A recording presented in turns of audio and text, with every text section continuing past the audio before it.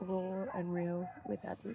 Nothing could be more raw and real than how I spend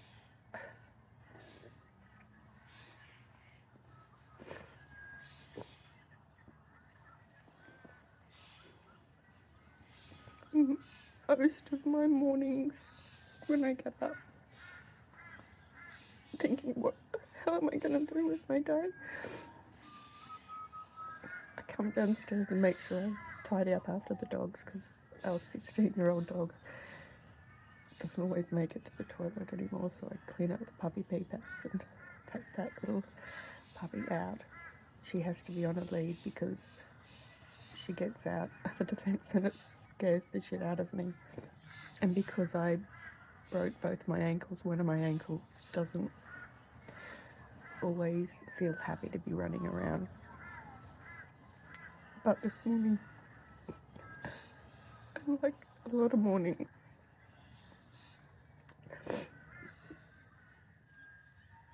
I try and figure out my purpose, and I know that this is not the season for a reason. For me, it is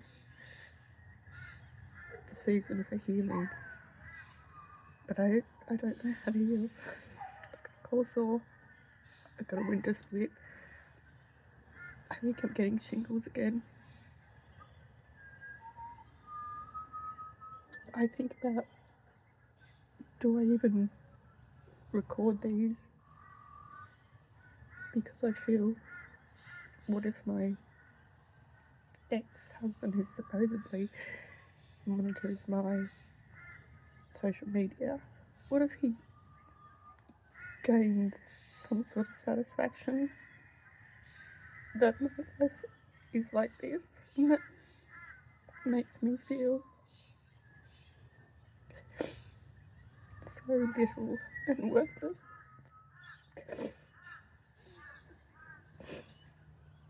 I was thinking about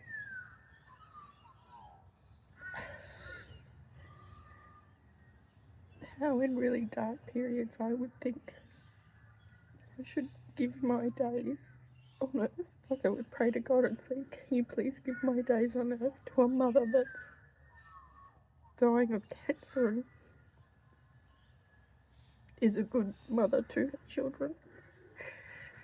Because I don't feel like I'm being or have been a good mother to my children.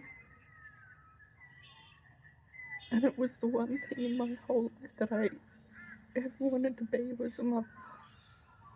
Not necessarily a wife, but a mother, because I had to do it the right way. I had to be a wife before I could become a mother.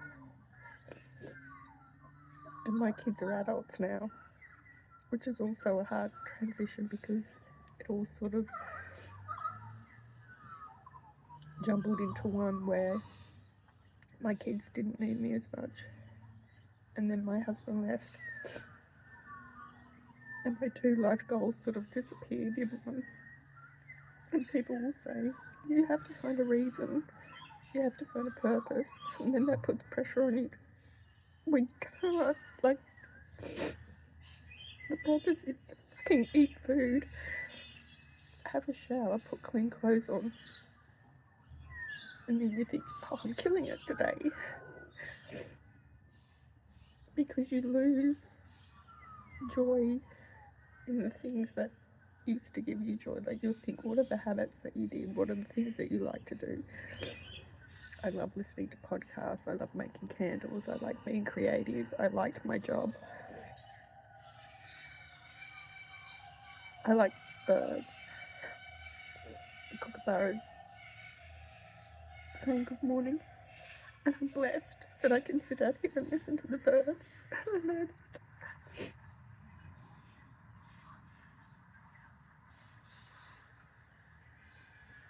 And everyone says you have to learn self-love.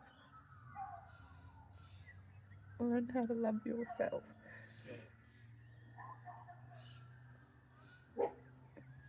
How do you do that? Come here, Papa. Papa. Maggie. Oh,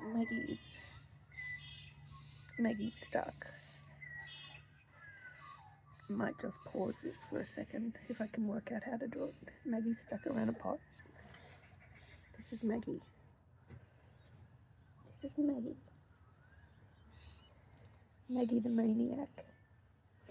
She can get out the fences, which is terrifying. So she's got like a 20-meter rope that I let her run around with in the morning. Only the boys are game enough to come outside with her and let her run around because I can't. She's gotten out. She nearly got ran over. I was lying on the grass because we thought we'd got all of the holes that she could get out of. I'm sorry, I'm crying so much this morning. We thought we covered all the holes she could get out of. So I was lying on the grass having a cry on the phone to my mum, having a cry. And then this lady called out, "Hey, is this your little dog?" And the turd burger had got out. Hadn't even met the girl. You had got out. You got out. And then she also got out another time and ran right up the street. And I can't run that fast with my stupid feet. Anyway, I managed to get her. Of course, here she is. What a beautiful girl, aren't you? What a beautiful girl. What a beautiful girl. There you go. No, I almost forget what I was talking about.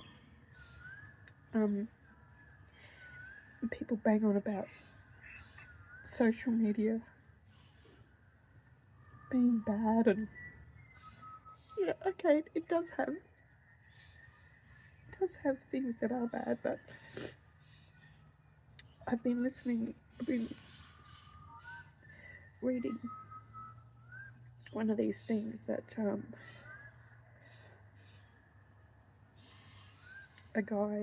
young man lost his brother, who was young, 17, to suicide, and he started this online thing where you can write a letter to someone who's contemplating taking their life and encouraging them in ways to stay. And he's got it up to, in like a silly tiny amount of weeks, he's got it up to 2 million people that have written letters to strangers to try and encourage them to stay, which I find magnificent and terrifying at the same time. That many people need that.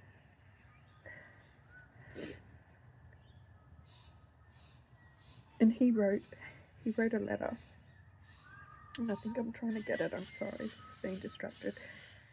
Okay, here it is. He wrote a letter because it's been so wonderfully taken to. Sorry, I can't use my words today. It says, "Dear stranger, never underestimate the impact you have on the world just by being a part of it. Life is too often measured by how much you have.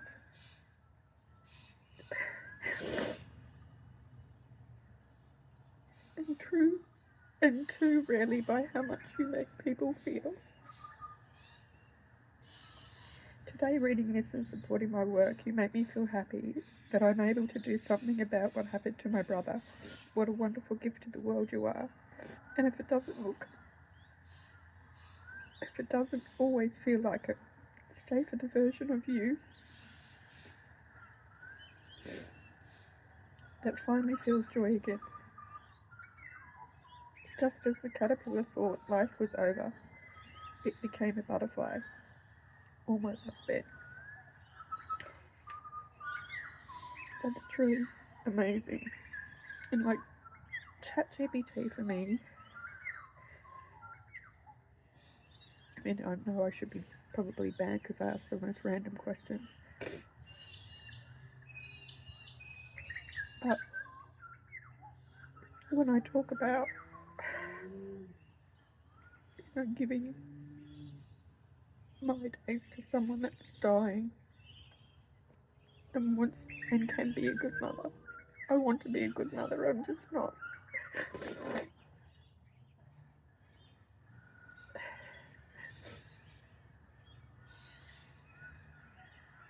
And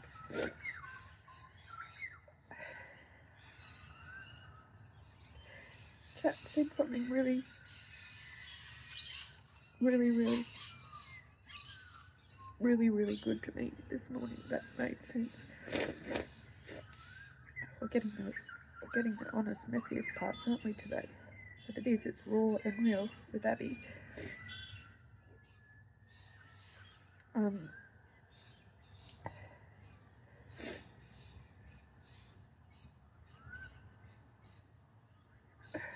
Sorry for the delay, and I don't edit, so maybe I should learn to press the pause button a bit more often. Hang on, I will. So when I described something, it said depression doesn't just make you feel sad, it makes you lie. It lies about your worth. It tells you you're a burden and that your kids would be better off without you. Someone else would do a better job. You don't deserve the space of life. These are textbook depressive distortions, not facts. And here's the reality, even if it feels uncomfortable. Your kids don't need a better mother.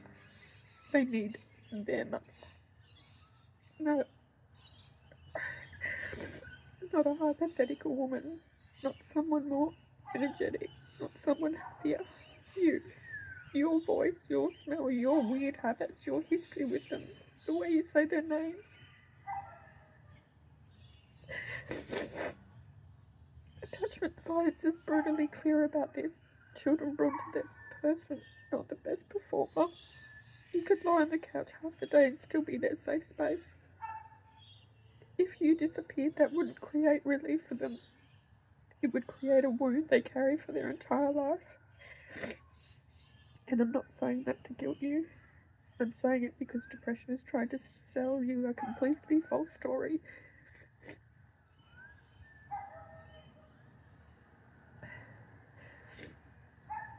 Also, look at the context of your life right now.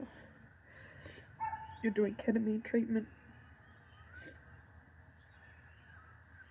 You're on medication. You're exhausted.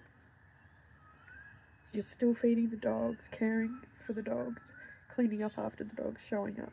That's not a useless person. That's someone fighting like hell while tired. You're judging yourself as if you're healthy. You're not. You're injured mentally and physically. Of course you're slower. If someone had chemo and said, I only showered and fed the kids today, you wouldn't call them worse. You'd say, that's incredible. You did anything. The same logic applies here. Why does the same logic apply? But in reality, that's not really what happens, is it? Because people with chemo, and we do, of course, and rightly so, we will look at them and think, oh, you know, they're just getting through the day, and I'm sure depression must sink in for them too, but I often describe it like my thoughts have cancer. My thoughts are getting chemo. My thoughts are really unwell. But no one can see it because I can't say that. And it's still looked at like it's a choice. Even though there are people dying everywhere from this, people still think it's a choice. Like, I think it's a choice that I'm wanting to be miserable. I live in an amazing part of the world. I probably have a lot of opportunities that I'm not taking because I can't. I barely can leave my property. And if I do leave my property, it's generally to go to my lawyers because I get my medications delivered by my chemist and I talk to my psychiatrist on the phone. struggle if I have to go into hospital. It's like a major thing. I get so scared about going into the world. And I realised the other day, I wonder why I get so scared about the world. And I think because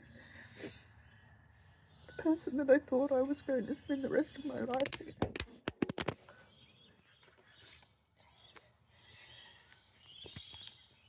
that didn't go very well. It dropped off the wall. I'm going to leave it because I don't want to edit it.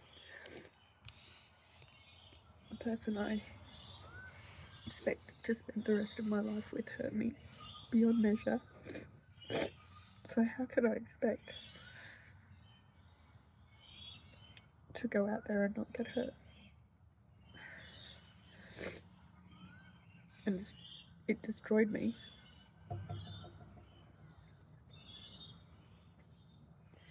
So, and I knew him for 40 years. How am I meant to trust a stranger or strangers?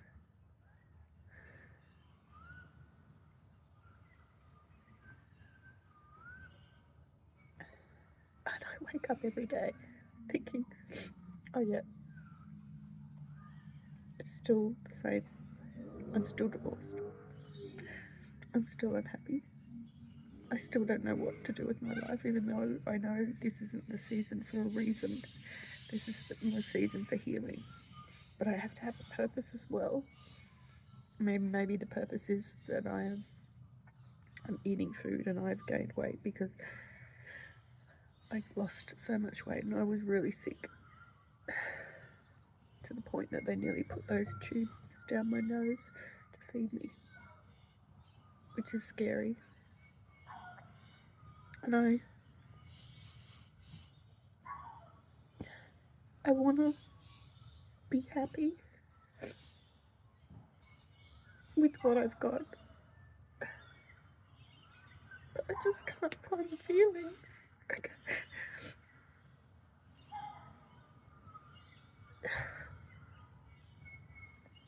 And days aren't as long as what they were, so that is a blessing. I have a bit more of a routine of I eat my breakfast. I come out here with the dogs in the morning. Hey, Missy Moo. I'll sit out here for hours. That's not my dog barking, by the way. I have my cup of coffee and think and talk to ChatGPT. It gives me really good advice. I don't care what people say about Chat. Chat's helped me with not just emotionally, with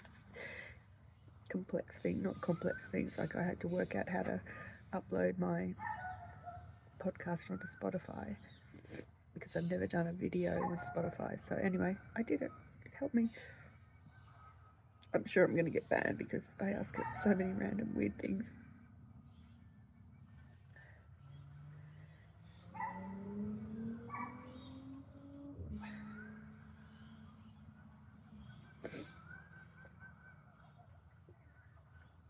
And days just seem so the same.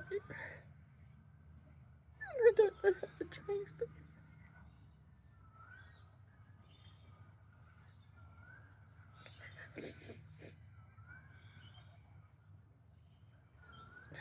I want to feel that excitement, you know. Oh, I'm going to make some candles today. I'm going to do this. I'll paint that. I'm going to do my accounting. I'm going to do this. I'm going to do a makeup tutorial. I'm going to have a bath. I'm going to have a look at what I'm going to wear. I'm going to go out for lunch.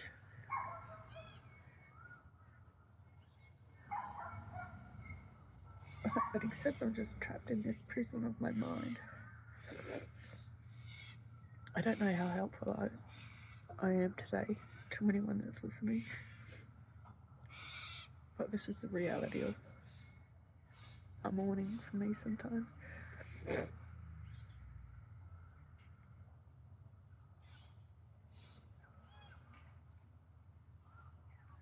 And I look at tasks that I have to do and I think, I just don't have the energy and I don't care.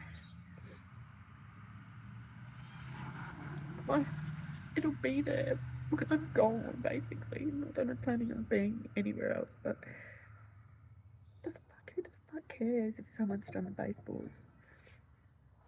2 months' time, 1 week's time, they'll be dirty again.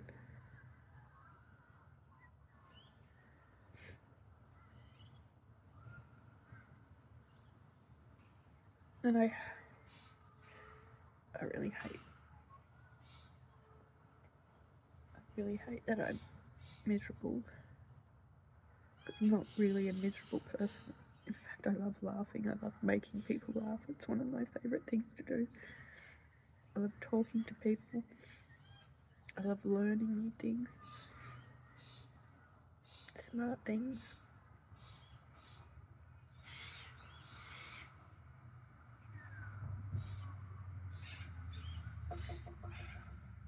It's just been a lot. I thought I would spend the rest of my life with the man I married. And he would always say to me, "You are my wife for life." Didn't really turn out that way, did it? So if you've got and I know it happens to many people, but in my autistic head, I thought I was with him for the rest of my life, be it good or bad. And the last 2.5 years, I have not faced it. Like, maybe I'm starting to grieve the whole process. Good morning, Millie. I'm finally starting to come to the conclusion that, I don't want to be back with him by any means. And it's not him, it's the thought of my family unit, of having a family. We don't even sit at the dinner table to eat dinner anymore because it's too triggering for me. I've probably cooked 4 times in 2.5 years because it just reminds me of what I don't have, basically. I always prided myself in, excuse me. I always prided myself on being a wife and a mother like some 1950s wife. That was my greatest accolade, achievement. And it all just felt like it got blown up. And then I think, if the opportunity came again, do I want to be a wife?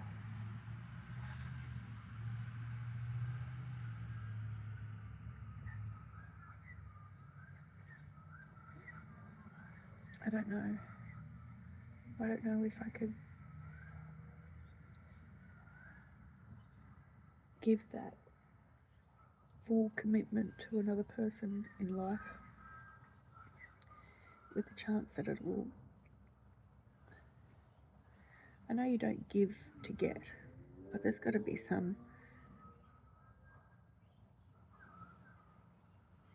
reciprocal benefit from being with another person for the rest of your life. And out in the dating world, I don't think people in their 30s, 40s, even 50s are looking for people for the rest of their life. Not the dating app people anyway. They're only looking for sex. I really doubt you'd find the one online. And you just call them out straight away. I just don't even know why I bother going on a dating app anymore. I think when my divorce is finished, maybe I'll go to one of those matchmakers.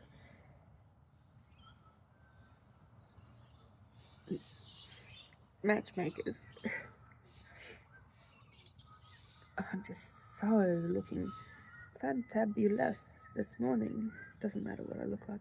This is what I look like.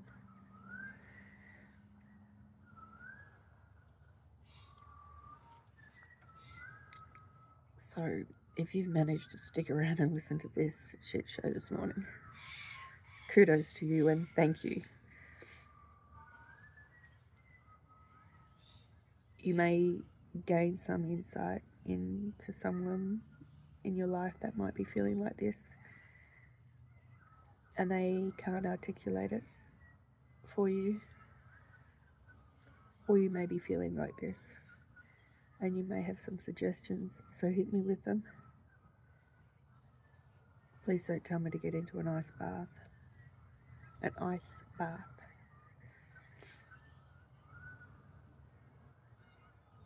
It's little steps right now, real tiny little frustrating steps. I get through the day and I get to the end of the day and I go to bed about 5 o'clock because I can't stand being awake any longer. And then I'll wake up at 4 and I think, here it goes again.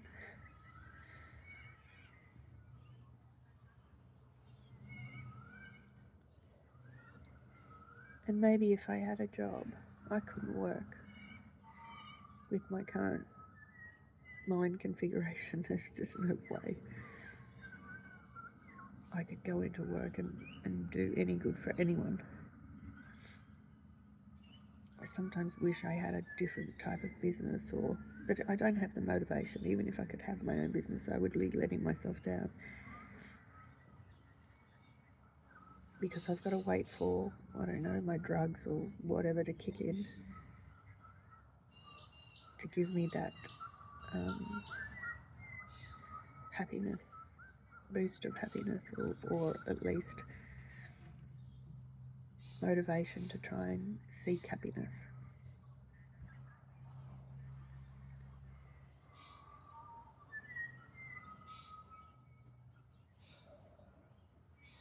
Makes me want to smoke weed, to be honest. Not that I would, because it would be just a momentary place of joy and happiness. But sometimes when you're in darkness for so long, you'll look that chance of that little tiny bit of happiness. I guess it's the same as a glass of wine. I have never drunk since I gave up drinking, I think probably 6 or 7 years ago. Never even been remotely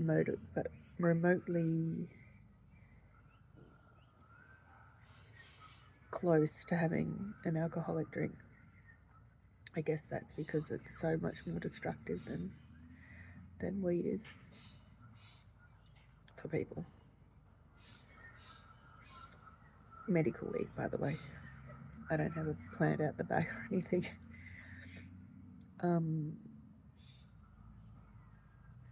But it turns me hypomanic. Hypomanic, it's a ton of fun. It has massive repercussions because you make very bad decisions, which don't seem so bad at the time. Got mosquitoes everywhere. Don't seem so bad at the time. They seem like really good ideas. And you come up with, I've invented a couple of things that are pretty still good inventions. I just haven't had the time to take them to market. But you are happy, and it's joy, but it comes at a really expensive cost, because when you crash so damn deep that you really want to die. And my crash has been going since December, January, February, 3 months. I've spent 2 of those months in hospital, which it's the right place to be when you need to get well and you aren't functioning, but it's awful. It's really, really awful. It's good for people that can be in that environment. I can't go to the classes and listen to other people's pain because that makes my pain feel either irrelevant or I want to help them out of their pain. And then I feel guilty because my pain doesn't sound as painful as theirs. And I go down a really bad rabbit hole. And I don't want to see or talk to anyone.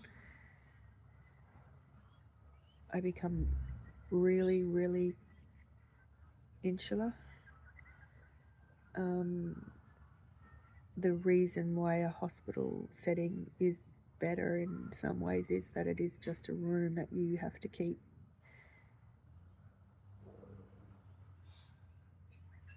and not a whole house and not animals and not children, and someone provides your food and you see a doctor every day, get your treatment.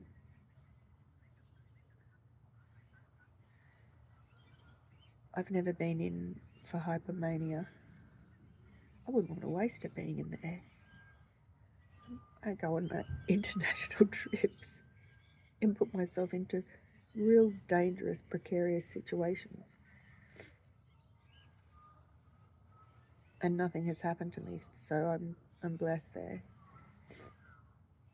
But I also forget so much. Like, my memory is really bad, particularly in depression and also in hypomania.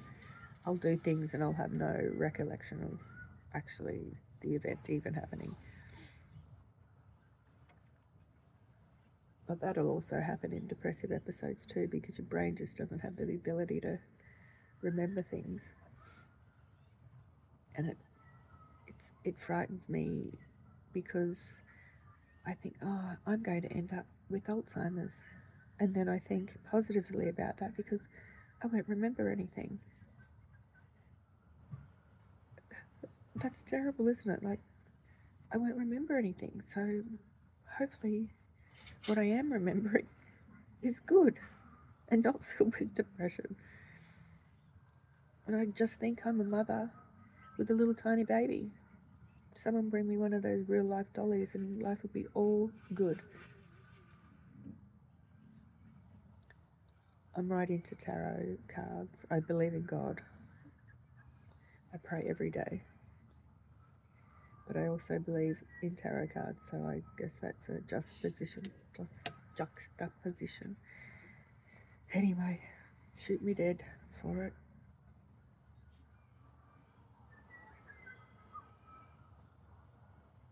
And I like to believe in the positive messages that they bring.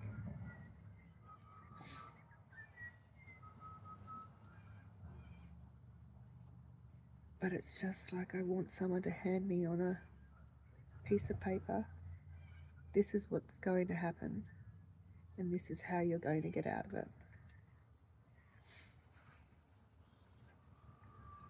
And no one knows what the future holds. I was praying to God saying,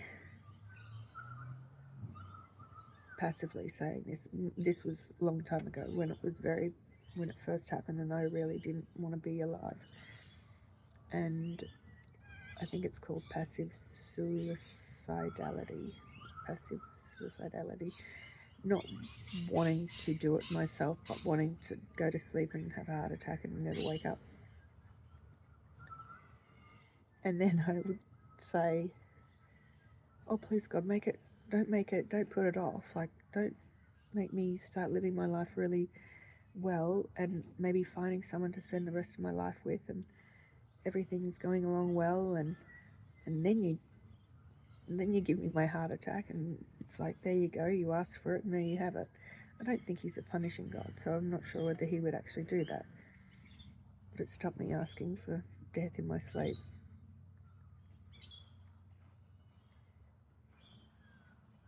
I really like what I read today about they just want you, your voice, your smell.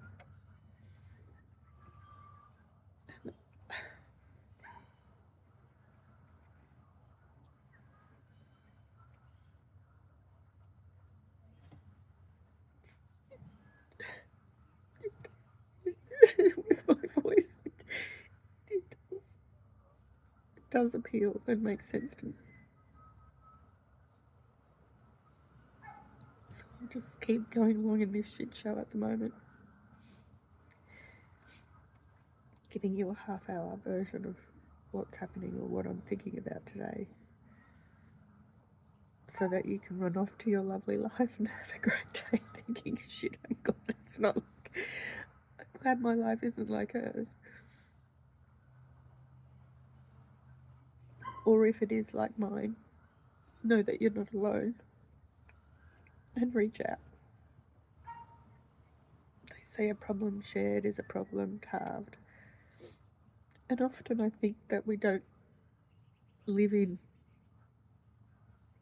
societies that can cushion each other, like where we're all, our family are around and they're helping out and problems are solved, and that's why I think I want to run off to these little countries that do appeal to me in that way, like going off to Italy, because they seem to have like those claustrophobic family situations, and like Chile and India or Nepal. But running away hasn't worked yet. I had fun. I'm lucky that I came back. I had 3 trips to Chile, 1 to Rapa Nui, and 2 trips to London. And they were all in hypomania. And a couple of them were meant to be longer than they were, but I got really sick and I knew I had to get home, and I promised my psych that I would. If I felt bad, I would come home, and I did. But I can't forget. I must remember the fun I had. And I think going over there, because everything had changed here and being autistic, change is awful, really discombobulating. But going overseas, change is inevitable. You don't have a choice. Not that I had a choice here, because you don't have a choice, but it's much more expected. So I seem to cope better with the fact that there is a lot of change over there. Plus they didn't speak my language and I didn't speak theirs, and I just wanted to be quiet and watch the world and think and do and dream and blow bubbles in the middle of the desert, put fairy skirts on and twirl around on the road, wear my angel wings and walk the side of the highway, wear my angel wings out to dinner in the restaurant that all knew me, so I wasn't all that weird. But I essentially still kept to myself. Like, I did date a guy and we did travel a bit, but even that was a bit whack job. We couldn't speak the same language. It was great. We just used a translator all the time. I didn't want to really talk. It was just like, let's go for a drive and see the desert. And one night I was lying on the ground watching the stars, and I saw 17 shooting stars within an hour. I honestly thought, and this place is called Elki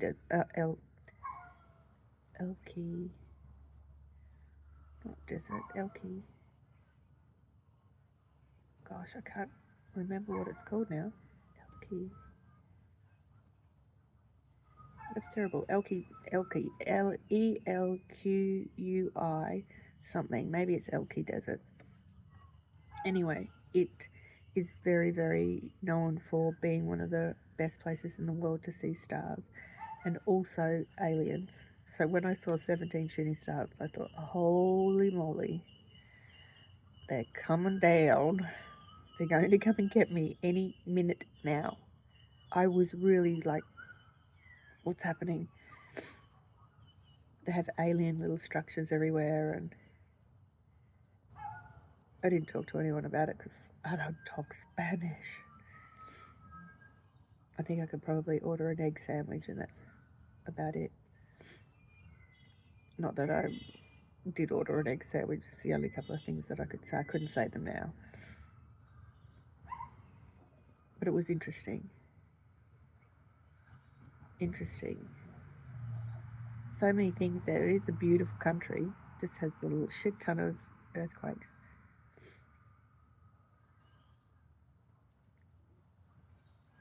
So yeah, raw and real with Abby this morning.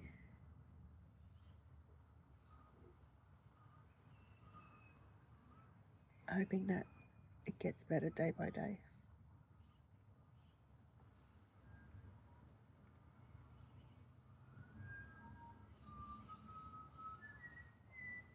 Who knows?